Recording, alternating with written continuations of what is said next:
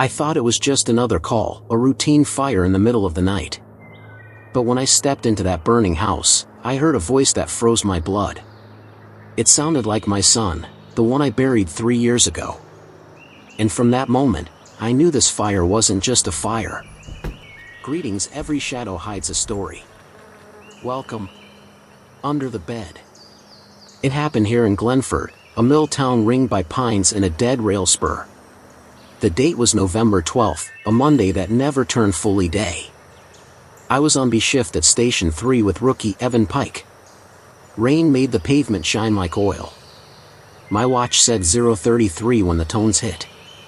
Dispatch, structure fire, east outskirts, Buckhorn Road, possible derelict. We pulled gear in a drill my hands knew better than my head. The engine coughed awake.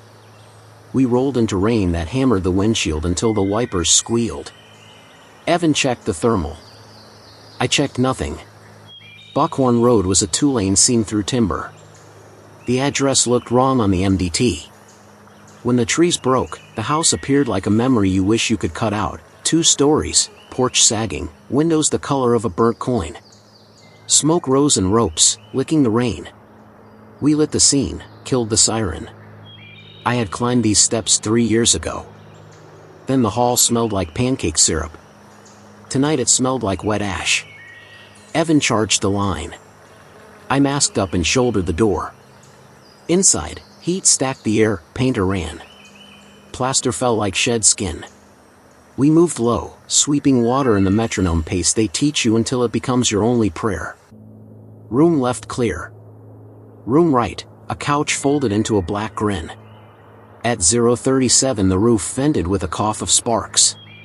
Pressure shifted, smoke thinned into gray bands. In that pocket I saw a strip of wallpaper near the stairs, patterned with little blue trucks. A metal toilet at the baseboard, half welded into the floor by heat. Red paint, white number on the door. The kind you buy at gas stations. Evan said something I did not catch. My radio answered in static. Water hissed over wood, steam clawed at our visors. I put a hand on the banister and felt it pulse with warmth like an artery. The stairwell was alive. We were supposed to back out, ventilate, call it and live to roll again. I started up. 2 steps, 5. The smoke turned sweet with insulating foam. The light found the landing, a door to the left breathing orange. The thermal showed a white bloom inside that made no shape I could trust. Nails protested in the framework. Then, from behind that door where the heat leaned hardest, a voice threaded through the roar.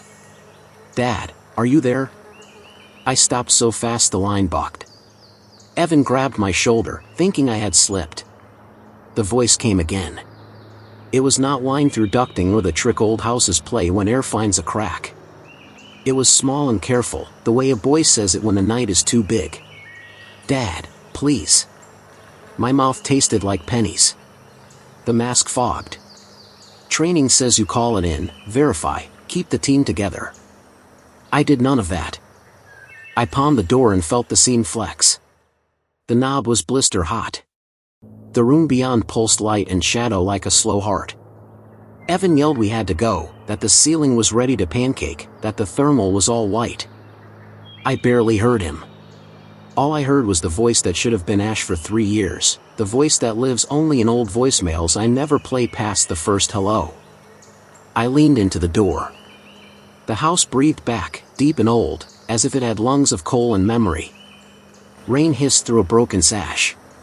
The voice spoke one more time, closer now, at the height of a child, riding the sound of the fire like it had learned to live there. "Dad, are you there?" The rain hadn't stopped when I came back from the call. Glenford slept under its usual haze of smoke and steam, but the smell on my gear clung different this time. It followed me into the locker bay, into the shower, into my dreams. I told myself the voice was a trick of sound, a draft, a burst of pressure, but it kept replaying exactly as I'd heard it. Small. Careful. My son's voice. By the next evening, the investigation team had ruled the fire accidental. Faulty wiring, they said. The house had been vacant for a decade, yet I remembered a child's toy on the floor, fresh soot on walls that shouldn't have had any new stories left to tell. I tried to forget it, but I couldn't stop picturing that red toy car. My son used to have one just like it. 2 nights later we were dispatched again, to the same road, same coordinates. Dispatch insisted it was a false alarm, but protocol demanded a check. Evan looked uneasy. I told him we'd be in and out. The forest around Buckhorn Road dripped with fog. When we reached the clearing, the house was standing again. Charred, but intact enough to look alive. The door hung open like a yawn. I went first. Inside, the air felt colder than the rain outside, heavy with a burnt sweetness. The beam from my flashlight picked out dust in the air. No, not dust. Ash. Floating in slow motion, like snow that refused to land. Evan stayed by the doorway, radio in hand. I swept the hallway. The same wallpaper, the same blue trucks. The toy car was there again, cleaner now, its paint unburned. I crouched down, reached toward it. My glove stopped inches away as the metal started to roll on its own, turning its wheels slowly toward the stairs. A crack sounded overhead. The second floor groaned as if something was walking there. My radio fizzed and cut off. I caught a whisper through the static, my name. The same small voice. Dad? It drifted from upstairs, wrapped in the smell of hot dust and melted plastic. My knees locked. The last time I heard that word in that tone was the night Timmy died. He'd been trapped behind a collapsed door. I never got to him. I moved up the stairs despite every rule screaming not to. Each step answered with a low creak, like the house recognized me. The landing opened to a corridor lined with doors. Heat leaked from the one at the end. The knob shimmered red, but no flame showed beneath. Inside that room, the temperature jumped. Smoke swirled against the ceiling, circling a single corner where the wallpaper hadn't burned. On the wall was a drawing, stick figures, a house, a red sun. It was Timmy's drawing, the one I'd kept in my locker until it went missing years ago. The edges were singed, but the crayon lines still bright. Then the fire returned all at once. The walls breathed out smoke, and the floor rippled with light. Shapes flickered in the haze, small hands pressing against the inside of the flame. I heard crying, soft and desperate. Evan's shout came from downstairs, telling me to get out before the structure dropped. I took one more step. Through the roar, the voice came again, closer than before. You left me, Dad. The room brightened to white. A sudden gust of heat shoved me backward down the hall. Evan caught my arm, dragging me toward the stairwell as the ceiling gave way. We burst outside just as the roof folded in on itself. The flames whooshed out, snuffed by rain and smoke. Evan's helmet camera caught my last look back. For a heartbeat, in the window of that burning room, there was a figure, a child-sized shadow standing upright, watching. The next frame showed only collapsing timber. They said later I must have been hallucinating from heat stress. But when I reviewed the footage myself, I saw something no one else did. In the final frame, reflected in the broken glass, was a smaller helmet beside mine, one with the number 12 stenciled in white. The same number my son had painted on his toy fire hat. The storm rolled east, leaving Glenford washed clean, but the air inside my apartment stayed heavy with the smell of smoke. I'd scrubbed my gear twice, aired the place out, even burned a candle, but the odor clung to me like it had moved in. The department psychologist said what happened on Buckhorn Road could trigger memory confusion. You lost a child to fire, Ralph. The mind finds echoes. Easy words from someone who's never pulled bodies out of burned houses. I stopped sleeping. Each time I closed my eyes, I heard crackling wood and that voice buried in the static of the flames. On the third night, I turned on my laptop to review the helmet footage again.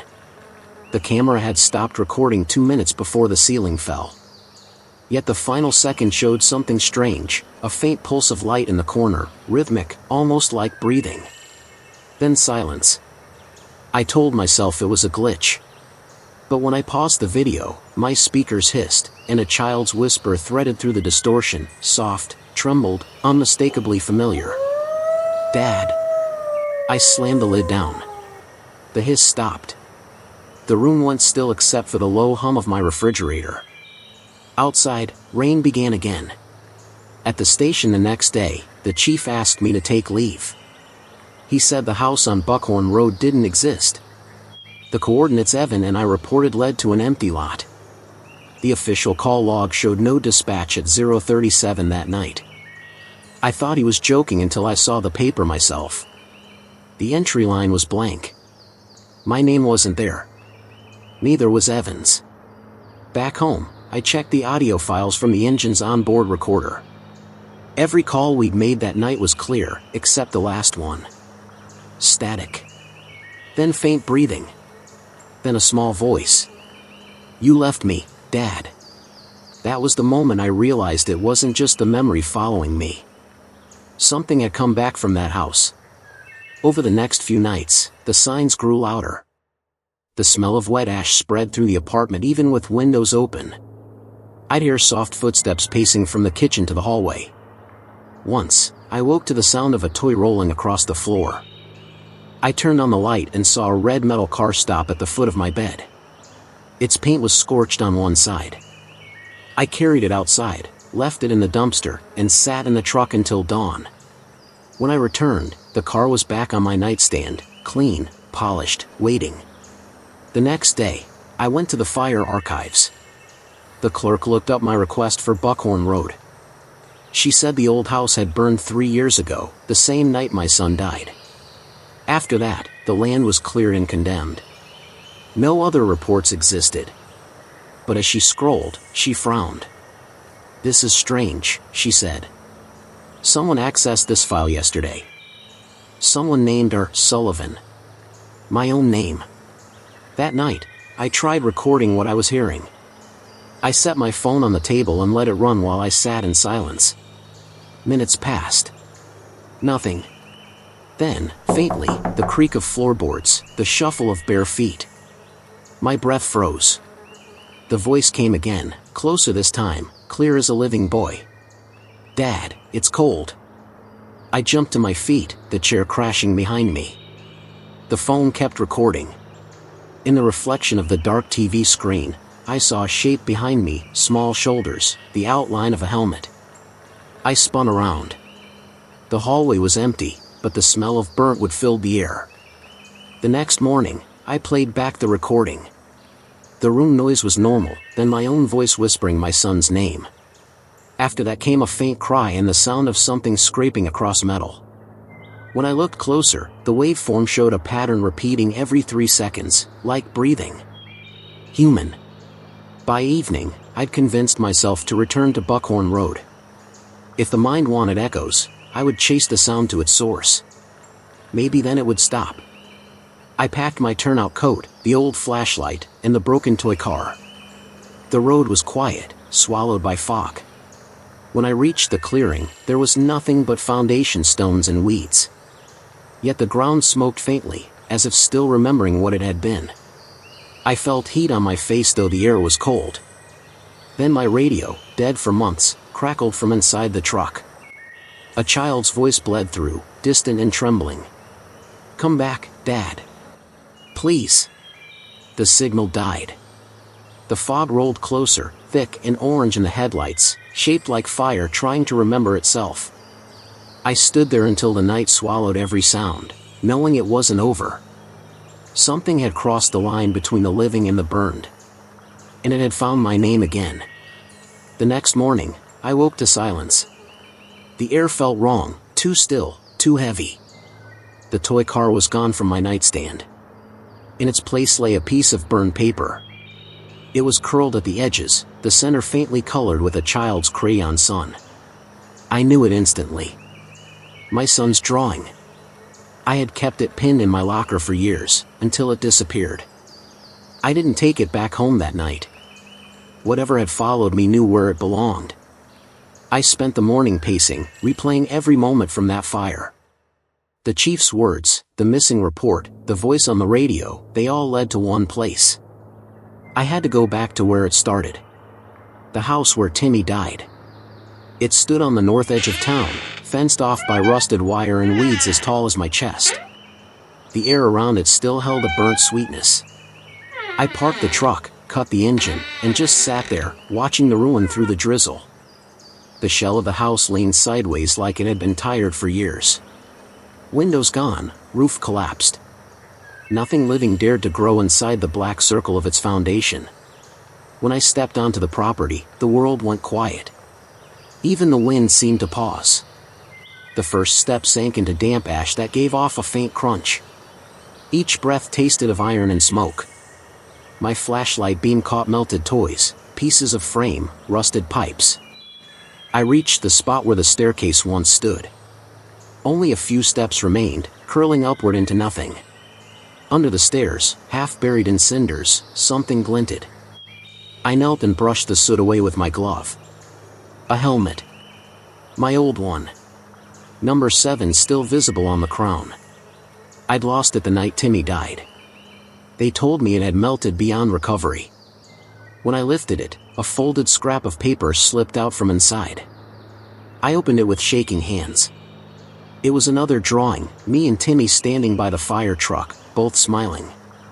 His handwriting below read, "Dad saves people." I hadn't seen this one before. My eyes stung for more than the smoke. For the first time in years, I said his name aloud. The wind moved through the broken frame of the house, low and deep, like a breath drawn in by something unseen. Then, faintly, the same voice that haunted my nights returned, calmer this time. "You didn't leave me, Dad." I froze. The beam of my flashlight trembled across the blackened floor. The voice came again, closer, soft and warm. "I was trying to save you." A shiver crawled through me. The air thickened with heat that shouldn't exist. From the ashes around my boots, smoke began to rise in thin ribbons, glowing faintly orange. The shape of a child flickered in the haze, no taller than Timmy had been. "Tim," I whispered. The figure tilted its head, a faint shimmer where eyes should have been. For a heartbeat, the smoke took form, his shoulders, the curve of his helmet, the faint outline of his smile. Then the vision rippled and broke apart as the ground trembled beneath me. Flames burst through the cracks of the floor like veins igniting. I stumbled back toward the open air, my hands blistering from heat that wasn't real. The house was burning again, though no fuel remained. The smoke rolled upward into the clouds, turning the drizzle into steam. When I reached the truck, the radio flicked on by itself. Static hissed, then cleared. A young voice spoke through the channel, steady now. "It's okay, Dad. Go home." I shouted his name into the mic, begging for one more word. Nothing. Only the quiet pop of interference and the sound of rain on metal. The fire had already died. By dawn, only a faint trail of smoke marked where the house once stood. I walked the perimeter again. The ground was cold. No ashes, no flame, not even heat residue. But in the dirt near the steps, 2 sets of footprints were pressed side by side, one large, one small. I knelt and touched the smaller print. It was real, solid, carved deep into wet earth. For the first time since that night, I didn't feel fear. Only an overwhelming calm, like the air itself had exhaled. When I left, the drawing was still in my pocket. The colors had faded, but the words stayed clear. "Dad saves people." I finally understood what that meant. He wasn't blaming me for the fire. He had gone back into that house because he thought he could save me. That evening, I sat in the truck outside the station until the sky turned orange. The air smelled faintly of smoke again, but this time, it felt like a goodbye. 3 nights passed after the fire rekindled itself on the ashes. I didn't tell anyone what I'd seen. There wasn't a way to say it that wouldn't make me sound unfit for duty. The department had already filed me for leave, citing emotional exhaustion. They could call it whatever they wanted. I just knew I hadn't finished. The radio woke me at 0:37. No ringtone, no alert, just the soft click of static filling the room. The voice on the other end was calm, steady, unmistakable. "Engine 7, respond to Buckhorn Road. Structure fire." Occupants unknown. It was the same call from that first night, down to the second. I stared at the clock. 0:37, the same minute I'd heard my son's voice for the first time. I knew no dispatcher was working that late. I'd checked the roster myself.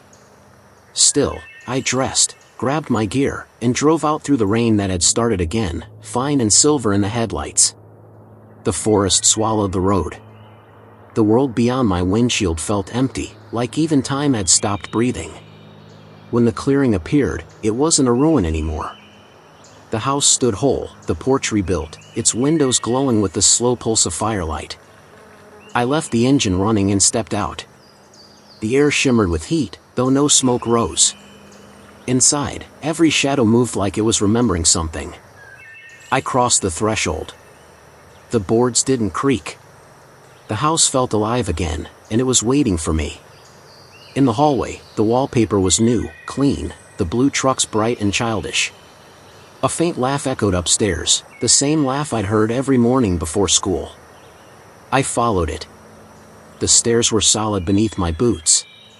On the landing, I saw a thin trail of light seeping from a half-open door. The same room. The burning room. I pushed it open. The walls glowed with a warmth that didn't burn. In the center stood a small figure wearing a child's turnout coat, the number 12 painted on the helmet. He turned toward me, and for the first time in years I saw his face clearly, unhurt, smiling, eyes full of the kind of peace I'd forgotten existed. "It's okay now, Dad," he said. "You can rest." I took a step closer. The air hummed, soft and bright. Behind him, the window framed a dawn that couldn't be real, sunlight spilling over clouds that didn't belong to night. Every sound outside disappeared, no wind, no rain, no heartbeat but my own. "I tried to save you," I said. He nodded. "You did." The light widened until it filled the room. The heat was gentle, almost kind. My gear felt lighter, my lungs no longer fought for air. I reached out, and his small hand met mine, solid, warm. For a single moment, the fire around us folded into silence, and I felt the weight that had lived on my chest since that night finally lift. Then the house dissolved. By morning, the call came in from a patrol unit passing Buckhorn Road. They'd seen a glow in the distance, stopped to check, and found the lot still empty, no structure, no flame, just wet earth steaming in the rain. In the middle of the clearing stood an old fire helmet, number 7, beside a smaller one marked 12. Both spotless, side by side. The department logged the discovery. They listed me as missing in action. The report closed a week later, quietly, with no further investigation. Evan, my old partner, was the one who sorted my locker. Inside, he found a folded piece of paper taped to the door. A child's drawing, 2 figures standing in front of a house under a bright red sun. At the bottom, written in shaky crayon letters, were the words, "Dad saves people." That night, when the station settled into its midnight rhythm, the radio clicked on by itself. The time was 0:37. Through the static, a calm voice spoke once, clear and steady. "Engine 7, return to base. All fires out." And then the line went dead.